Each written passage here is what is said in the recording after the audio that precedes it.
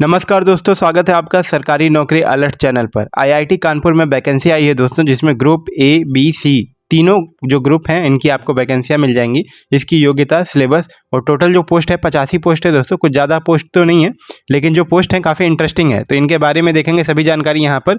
इससे पहले आपको बता दें कि इस चैनल पर आपको ऐसे ही 100% जेन्यून अपडेट मिलेंगे, आपको कुछ भी फेक न्यूज़ नहीं मिलेगा दोस्तों। तो अगर आपको 100% जेन्यून अपडेट पाना है बिना किसी बकवास का, तो आप हमारे चैनल सरकारी नौकरी अलर्ट्स को जरूर सब्सक्राइब करें। तो ठीक है, चलिए देखते हैं आईआईटी कानपुर भर्ती 2023 के बारे में सभी जानकारी यहाँ पर। आईआईटी कानपुर में एडवर्टाइजमेंट नंबर देख सकते हैं, ये 01-2023 है। इसका जो ऑफिशियल नोटिफिकेशन है उसका लिंक डिस्क्रिप्शन बॉक्स में मिल जाएगा। इस पोस्ट को अप्लाई करने का भी लिंक भी डिस्क्रिप्शन बॉक्स में मिल जाएगा, तो वहाँ से जाकर आप इसे अप्लाई कर सकते हैं। और इस वीडियो की पीडीएफ भी आपको वहाँ पर डिस्क्रिप्शन बॉक्स में मिल जाएगी, वहाँ से डाउनलोड कर सकते हैं अगर आपको चाहिए हो तो। ठीक है, इसके इंपॉर्टेंट डेट देख सकते हैं। आईआईटी कानपुर भर्ती के एप्लीकेशन फॉर्म भरने की जो डेट होगी वो होगी 15 सितंबर 2023 से लेकर के 16 अक्टूबर 2023 शाम को 5 बजे तक। पेमेंट की जो लास्ट डेट होगी वो होगी 16 अक्टूबर 2023। एग्ज़ाम आपका एज पर शेड्यूल होगा, जो कि हमें पता नहीं है। जब शेड्यूल आपका आएगा तो हम शॉर्ट वीडियो के माध्यम से आपको नोटिफाई जरूर कर देंगे। ठीक है, एप्लीकेशन फ़ी देख सकते हैं। ग्रुप ए पोस्ट के लिए जनरल ओबीसी ईडब्ल्यूएस कैंडिडेट की 1000 रुपये फीस लगेगी। एससी एसटी फिजिकली हैंडीकैप्ड की 500 रुपये लगेगी। और सभी कैटेगरी की फीमेल कैंडिडेट्स के लिए 0 रुपये फ़ी होगी। और ग्रुप बी पोस्ट के लिए, ग्रुप बी और सी पोस्ट के लिए जनरल ओबीसी ईडब्ल्यूएस के 700 रुपये, एससी एसटी फिजिकली हैंडीकैप्ड के 0 रुपये और सभी कैटेगरी की फीमेल कैंडिडेट के लिए 0 रुपये फीस लगेगी। पेमेंट आप ऑनलाइन कर सकते हैं दोस्तों। ठीक है, इसके अलावा आप यहाँ पर अपना एज लिमिट देख सकते हैं। 16 अक्टूबर 2023 तक आपकी मिनिमम एज 21 साल और मैक्सिमम एज 57 साल पोस्ट के अकॉर्डिंग हो सकती है दोस्तों। यहाँ पर आप एज रिलैक्सेशन देख सकते हैं, जैसे कि देख सकते हैं ग्रुप ए की पोस्ट के लिए जो वैकेंसीज हैं सीरियल नंबर 2 की, और जो सीरियल नंबर 3 और 8 की वैकेंसीज हैं उनके लिए एज रिलैक्सेशन इस प्रकार होंगे। ग्रुप ए की वैकेंसी में अगर अनरिजर्व कैटेगरी के हैं तो 50 साल की रिलैक्सेशन मिलेगी सीरियल नंबर 2 की वैकेंसी पे। ओबीसी के कैंडिडेट हैं तो 53 साल की एज लिमिट में आपको रिलैक्सेशन मिलेगी। एससी एसटी की 55 साल, पीडब्ल्यूडी कैंडिडेट की 55 साल होगी। और सीरियल नंबर 3 और जो 8 की पोस्ट हैं उसमें अनरिजर्व में 45 साल, ओबीसी में 48 साल, एससी एसटी में 50 साल और पीडब्ल्यूडी में 50 साल की आपको एज रिलैक्सेशन मिल जाएगी। इसके अलावा ग्रुप बी पोस्ट जो हैं वो हैं सीरियल नंबर 9 से सीरियल नंबर 14 तक की जो पोस्ट हैं वो होंगी आपकी ग्रुप बी पोस्ट। उसमें देख सकते हैं आप अनरिजर्व कैटेगरी में 21 से 35 साल की एज रिलैक्सेशन है। ओबीसी में 21 से 38 साल, एससी एसटी में 21 से 40 साल, पीडब्ल्यूडी में 21 से 40 साल और एक्स सर्विसमैन अगर आप हैं तो 21 से 35 साल तक की आपका जो एज लिमिट है वो होगा। और ग्रुप सी पोस्ट के लिए जो कि सीरियल नंबर है 15 to 17, अनरिजर्व कैटेगरी की 21 से 30 ईयर, ओबीसी की 21 से 33 ईयर, एससी एसटी की 21 से 35 ईयर, पीडब्ल्यूडी की 21 से 40 ईयर और एक्स सर्विसमैन की 21 से 30 ईयर। ठीक है दोस्तों, ये आपकी हो जाएगी एज रिलैक्सेशन। और इसके अलावा यहाँ पर आपको बताना चाहूँगा, जैसे कि अभी मैं बोला था कि सीरियल नंबर 2 और सीरियल नंबर 3-8 जो हैं ग्रुप ए वैकेंसी हैं, और ग्रुप बी की सीरियल नंबर 9 to 14 और ग्रुप सी की सीरियल नंबर 15 to 17 की वैकेंसी हैं। तो उनके बारे में अभी आगे डिटेल में हम देखेंगे। ठीक है दोस्तों, अभी यहाँ पर जो नॉर्मल एज लिमिट है वो देख सकते हैं, जैसे कि डिप्टी रजिस्ट्रार और एग्जीक्यूटिव इंजीनियर, इसकी जो है एज लिमिट मैक्सिमम 50 साल की है। रजिस्ट्रार की 57 साल की है। Assistant counsellor, assistant registrar, assistant executive,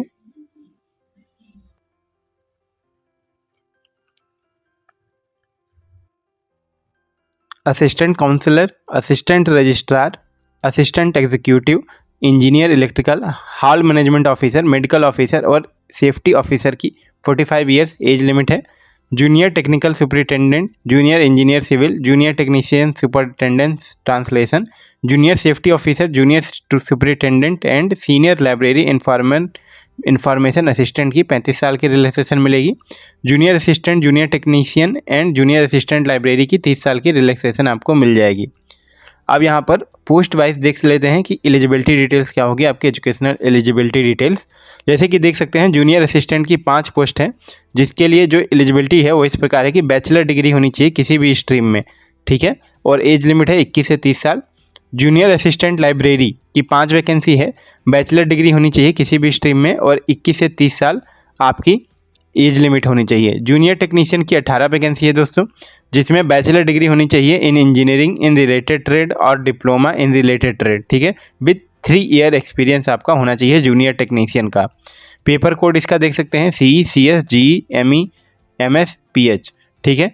और एज लिमिट देख सकते हैं 21 से 30 साल आपकी एज लिमिट होगी। जूनियर सेफ्टी ऑफिसर की देख सकते हैं यहाँ पर 4 पोस्ट हैं, जिसके लिए एलिजिबिलिटी होनी चाहिए BTech degree in electrical, chemical या सिविल इंजीनियरिंग में, और एज लिमिट होगी 21 से 35 साल। जूनियर इंजीनियर सिविल की 3 वैकेंसी है दोस्तों, जिसके लिए BTech डिग्री होनी चाहिए इन सिविल इंजीनियरिंग में विद 1 ईयर एक्सपीरियंस, या फिर डिप्लोमा होना चाहिए इन सिविल इंजीनियरिंग में with 3 year experience. Age limit आपकी 21 से 35 साल हो सकती है इसके लिए। हॉल मैनेजमेंट ऑफिसर की 4 वैकेंसी है, जिसमें मास्टर डिग्री होनी चाहिए इन होटल मैनेजमेंट या फिर बिजनेस एडमिनिस्ट्रेशन या फिर कॉमर्स या फिर अकाउंटिंग या फिर मेडिकल नर्सिंग या पैरामेडिकल या फिर health management with 5 year experience, और 5 साल का एक्सपीरियंस भी होना चाहिए। एज लिमिट होगी 21 से 45 ईयर्स, ठीक है। मेडिकल ऑफिसर की देख सकते हैं 2 वैकेंसी है, जिसके लिए MBBS डिग्री होनी चाहिए 3 ईयर की एक्सपीरियंस के साथ। एज लिमिट 21 से 45 साल है दोस्तों। सेफ्टी ऑफिसर की 1 वैकेंसी है, जिसके लिए BTech डिग्री होनी चाहिए इलेक्ट्रिकल या मैकेनिकल या फिर केमिकल इंजीनियरिंग में विद 3 ईयर का एक्सपीरियंस, ठीक है। एज लिमिट 21 से 45 साल होगी। जूनियर टेक्नीशियन टेक्निकल सुपरिटेंडेंट की 8 वैकेंसी है, जिसके लिए MSc या फिर BTech या फिर BE या फिर BSc होना चाहिए इन रिलेटेड ट्रेड में विद 2 ईयर एक्सपीरियंस, ठीक है। या फिर आपके पास डिप्लोमा हो इन रिलेटेड ट्रेड में with 3 year experience. Age limit 21 से 35 साल आपकी जूनियर टेक्निकल सुपरिटेंडेंट की हो सकती है। यहाँ पर आप देख सकते हैं जूनियर टेक्निकल सुपरिटेंडेंट ट्रांसलेशन की 1 वैकेंसी है, और इसके लिए एलिजिबिलिटी डिटेल है कि मास्टर डिग्री होनी चाहिए in Hindi with English as a subject at degree level, ठीक है। विद 1 ईयर एक्सपीरियंस होना चाहिए आपको, या फिर मास्टर डिग्री है in English with Hindi as a subject at degree level, ठीक है, विद 1 ईयर एक्सपीरियंस। या फिर बैचलर डिग्री हो आपके पास with Hindi as a medium of main subject with 3 year experience, तो आप यह फॉर्म भर सकते हैं जूनियर टेक्निकल सुपरिटेंडेंट ट्रांसलेशन का। एज लिमिट होगी 21 से 35 साल। असिस्टेंट एग्जीक्यूटिव इंजीनियर इलेक्ट्रिकल की 2 वैकेंसी है, जिसके लिए BE या फिर BTech डिग्री होनी चाहिए इन इलेक्ट्रिकल विद 3 ईयर का एक्सपीरियंस के साथ, और एज लिमिट होगी 21 से 45 साल आपकी। इसके अलावा जूनियर सुपरिटेंडेंट की 11 वैकेंसी है, जिसके लिए मास्टर डिग्री हो सकती है आपके पास विद 5 ईयर एक्सपीरियंस, या फिर बैचलर डिग्री अगर आपके पास है तो 7 ईयर का एक्सपीरियंस होना चाहिए जूनियर सुपरिटेंडेंट का आपके पास। एज लिमिट 21 से 35 साल आपकी हो सकती है। सीनियर लाइब्रेरी इंफॉर्मेशन असिस्टेंट की 3 वैकेंसी है, जिसके लिए बैचलर डिग्री होना चाहिए या फिर डिप्लोमा इन लाइब्रेरी साइंस होना चाहिए विद 2 ईयर एक्सपीरियंस, और एज लिमिट आपकी 21 से 35 साल होगी। यहाँ देख सकते हैं जिस असिस्टेंट रजिस्ट्रार की 6 वैकेंसी है, जिसके लिए मास्टर डिग्री होनी चाहिए with 55% marks with good academic record, और एज लिमिट 21 से 45 साल होगी आपकी। रजिस्ट्रार की 1 वैकेंसी है, जिसके लिए मास्टर डिग्री होनी चाहिए विद 55% मार्क्स एंड 15 ईयर का एक्सपीरियंस चाहिए रजिस्ट्रार के लिए। एज लिमिट है बिलो 57 ईयर्स, ठीक है दोस्तों। आशा करता हूं कि आपको सभी वैकेंसी की जो जानकारी है वो प्रॉपर मिल पा रही होगी। यहाँ आप देख सकते हैं डिप्टी रजिस्ट्रार की 5 वैकेंसी है, जिसके लिए मास्टर डिग्री चाहिए विद 55% मार्क्स और 5 साल का एक्सपीरियंस चाहिए। एज लिमिट आपकी 21 से 50 साल हो सकती है। असिस्टेंट काउंसलर की दोस्तों 6 वैकेंसी है, यहाँ पर आप देख सकते हैं, जिसके लिए आपके पास जो एलिजिबिलिटी है वो इस प्रकार होगी। MPhil होना चाहिए इन क्लिनिकल साइकोलॉजी में विद फर्स्ट क्लास, ठीक है, फर्स्ट क्लास से MPhil होनी चाहिए, और 2 साल का एक्सपीरियंस होना चाहिए।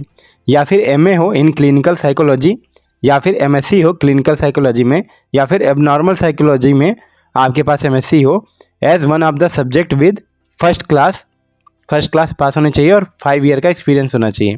21 से 45 साल आपकी एज लिमिट हो सकती है, ठीक है। तो दोस्तों अभी जो एलिजिबिलिटी डिटेल थी सभी वैकेंसी की वो यहाँ पर समाप्त हो गई है। आशा करता हूँ कि आपको ये समझ में आई होंगी।